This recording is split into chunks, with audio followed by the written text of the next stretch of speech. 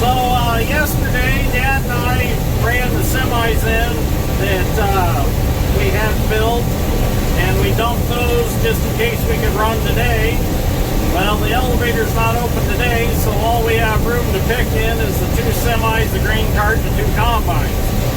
So we're going to go ahead and get these filled, and we're going to go pick up a surprise. So go ahead and put in the comments what you think the surprise might be. It's something that we're in desperate need of, and I finally found it. Turns out it was right out my back door. A friend of mine had told me that he had a suspicion where they might be. So I got a hold of another friend of mine, and he found out that they did exist. So went and looked at them, made a come up with a deal on them, and we're going to go get them here this afternoon. So I'm pretty excited about it. I'm sure a lot of you will be really excited about it because it's going to be really cool content, making it all work. So it's going to pretty much save our harvest. Well, that's a good thing. So anyways, kind of wanted to tell you that I don't know. Let's see, how do I put this? With the fall being the way that it's been, so wet and everything, and putting us so far behind, we're probably not going to see a lot of video content that I had planned on. I wanted to play with the John Deere corn shellers some. I just don't think we're going to be able to do that because we're just not going to have time. But we are going to pick some ear corn. I've got to get some ear corn picked, so I'm going to do some ear corn. I want to pick at least a half of my flare box wagon full, so I've got some to sell for my critter corn stand this winter. And I also am going to donate some to an old folks home because the elderly people like to watch the squirrels out their windows.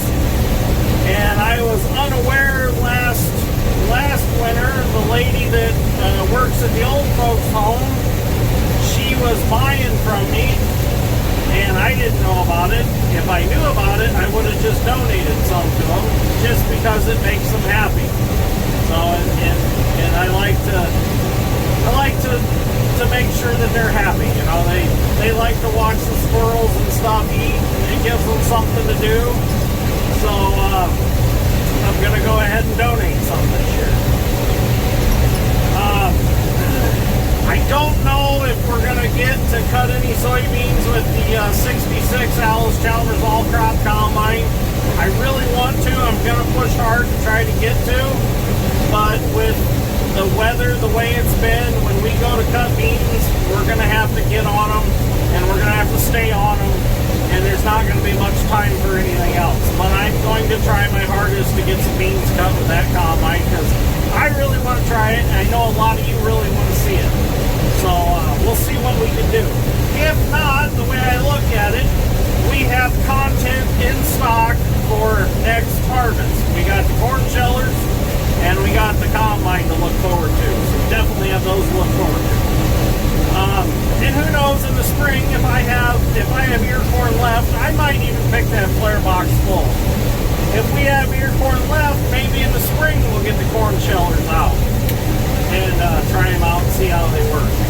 So it's not like we're not ever going to see them, but we're going to eventually see them. Just got to get the time to do it. And I know a lot of you understand that, and I appreciate it. So if not, we still have a ton of other things to do over the winter to make videos. So I'll have plenty of video content for everybody to enjoy. So anyways, we'll get this stuff filled up. We're going to go get the Bobcat in the trailer, and we will go get the surprise. So stay tuned.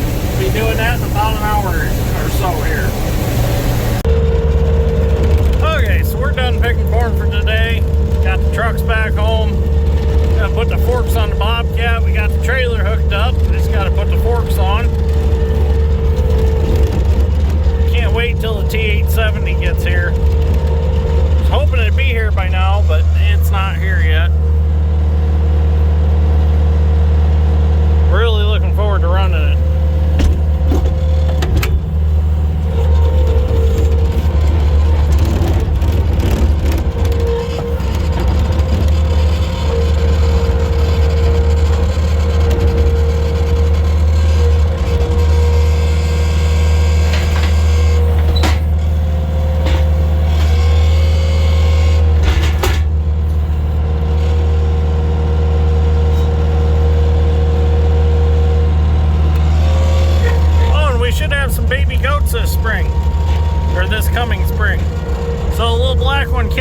doing his job and got the 2 females pregnant, we're pretty sure. So Mom and I are pretty excited about that. And have some baby goats. So we'll get loaded up and get on our way. Okay, so while Dad turns the truck around, I'll show you what we're here for. This is what we're here for. A set of combine tracks that supposedly came off of an L2 Gleaner. So, and these were right out the back door, weren't too far from us. So my buddy Kevin and Ricky had them. So yeah, it's good to have friends that have cool shit sitting around. So they got these, I don't remember how many years ago he said, but he bought them because he thought they were cool, and they never really used them. So they're in great shape. I mean, look at them. They're perfect. So Dad's getting turned around now. I'll get the camera set up, and we'll get them put on the trailer. We gotta get the brackets from behind them. There's actually 2 sets of tracks here. So I'm gonna get this set first, and I'll probably come back later and get the other set, as I kind of got an idea for those also. So let's get them loaded up.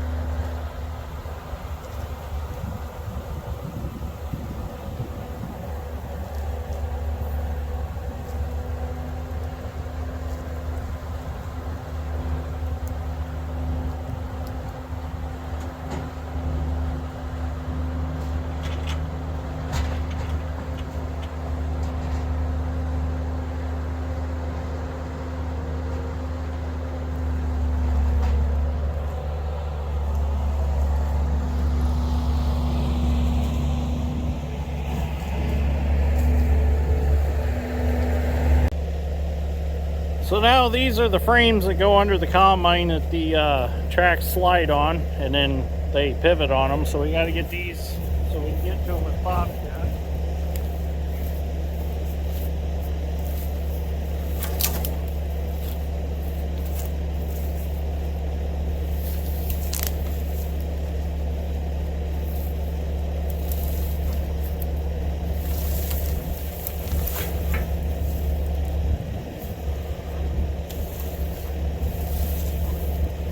This is the frame that goes underneath between them to support them, or to keep them twisted and stuff.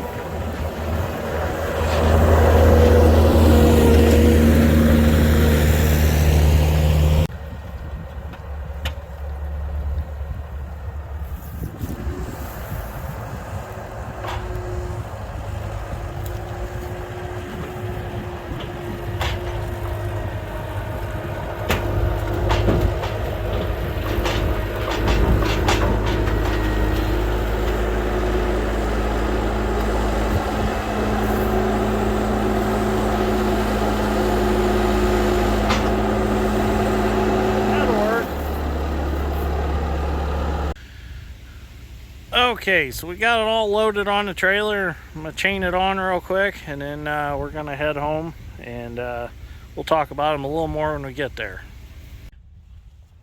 Okay, so we made it home. Before we unload these, I'll go over some specs on them. So the track pads are 26 inches wide. The track frame is 80 inches long.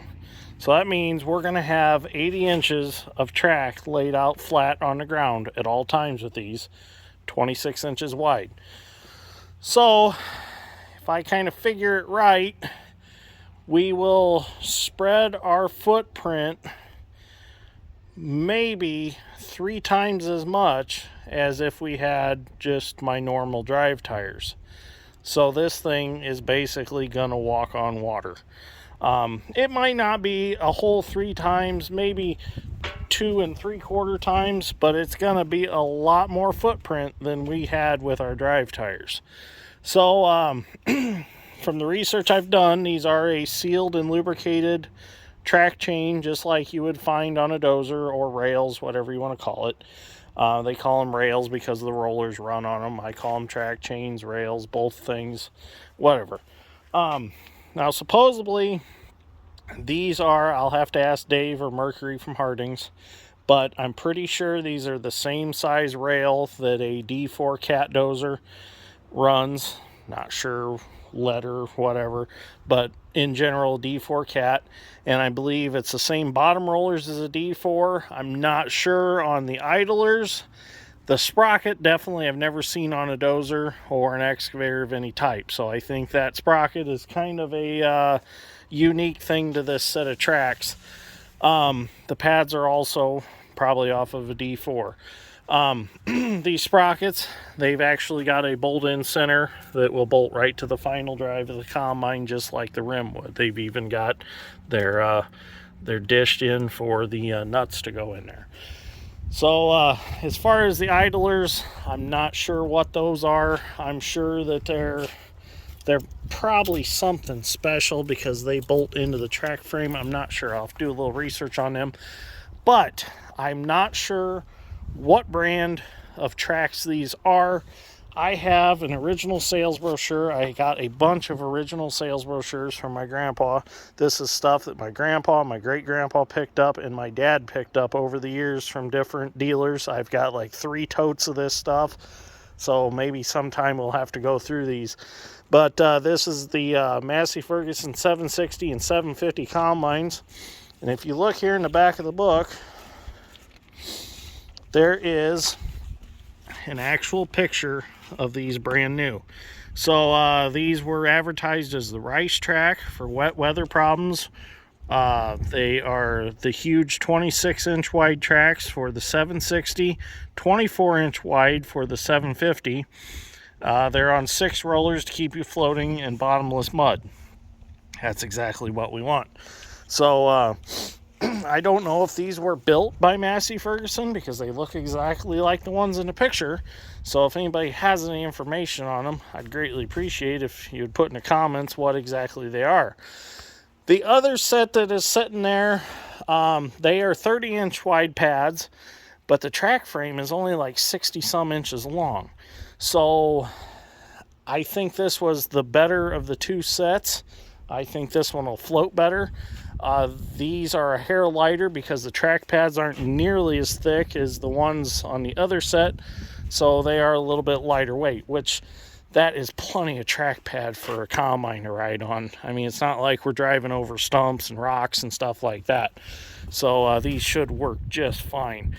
The other set, if you figure up the length and the width of pads, you're still probably the same. You're probably less footprint on the ground than with this set. So I think in all reality, this was the best set to go with. And like I said before, supposedly this set came off of an L2. And if you look, there's Alice Chalmers orange over the red paint. So I'm pretty sure that was Massey colors. But somebody painted them to match their Gleaner combine. So as far as the brackets go, I've got a pretty good idea how I'm going to do it. I'm going to get all this in the shop. I'm going to get these put together with this cross piece, get them tightened up. I'm going to hold them up under the combine. And I think what I'm going to do is I'm going to get some flat bar like this, take my magnet base drill, mark out all the holes, drill all the holes, and then I'm going to bolt them to here, get it square with the combine, and weld this right to the bottom of the axle, or weld the top plate to the bottom of the axle. When you want the tracks off, you just take these bolts out, take the bolts out on the sides, and they'll drop off the combine. And of course, we're gonna gusset these up to the axle and stuff. We're not just gonna rely on 2 welds here, 2 welds here to hold them. So they'll be on there good. They're not going anywhere. So here's everything. We should have everything. These basically, you take this keeper off the end, take this bolt out. These are greasable, so you can grease this pin right here. And then those round bar, just slide into these round pipe on the on the track frames, get them slid on there. You put your keeper bolt back in with your keeper, and you're good to go. Of course, you got to put your sprocket on. You take your rim off, put your sprocket on, put your nuts and stuff back on. So really, it don't take too long to take them on and off. I mean, a half a day, two guys that know what they're doing should have them changed. I mean, not even a half a day, probably 2 hours. You could probably have these switched out. So, my plan is I'm thinking, since I don't have a big set of drive tires for this new combine anyways, I might just leave these on it all the time. So no more than I've got in the combine. I could just leave it set up as the machine for the doomsday stuff all the time. So another fun thing, if you want to do, put in the comments maybe a name for this combine after we get all this set up. I think it needs a cool name. So somebody come up with a good name for it, and we'll see what sticks, because I like to name all my equipment. You know, like the old Kenworth over there is used and abused, so thought that was kind of a cool name for it. But how you tighten these tracks up is just loosen these 4 bolts. There's 4 bolts on the inside, and then you use this track tensioner right here, kind of like an old crane. Just take the jam nut off and move your idler according to if you want to tighten them or loosen them or whatever you want to do. Now the other tracks, they were greasable like the excavators are, like we went over in videos before. You just put a grease gun on them and tighten them up. But I thought, well, as long as they've set, are the seals good in them, you know, so is it something I'm going to have to fix right away? Where with these being mechanical, just free them up. We'll get some old Rusty sprayed on them, and we'll get them broke loose, and they should be fine. So anyways, I'm going to get these unloaded off the trailer. We got plenty of video content. We're going to go ahead and get this video edited up. We're going to get it uploading onto the YouTube so everyone can watch it later. So I got to come up with a title yet, something catchy for it. So maybe I don't know. I'll come up with something while I'm unloading it. But anyways, thank you for watching. I'll be looking forward to the episode of putting these on. It'll probably happen this week sometime. We got to go get the combine out of the building yet. Still haven't went and got it yet because just a lot of stuff's been going on this weekend with the log jams and everything that we've done. So we will get that combine here soon. It's ready to go. Just have to get in it, back it out, and drive it home. So anyways, thank you for watching. I greatly appreciate it, and I will see you all in the next one. And a shout out to all the new subscribers. Thank you for subscribing. We've been growing daily steady, so thank you all that have supported the channel from the start. And I wanted to welcome all the new people that have come to the channel. I greatly appreciate you stopping by and giving me a subscribe and liking the content. And like I've said before, if I haven't got to your comment, if I haven't replied, it doesn't mean I haven't read it. I read almost all the comments. I just sometimes don't have time to reply to all of them. So don't think that I'm ignoring it, because I'm not. I read every comment. So anyways, thank you for watching, and I will see you all in the next one.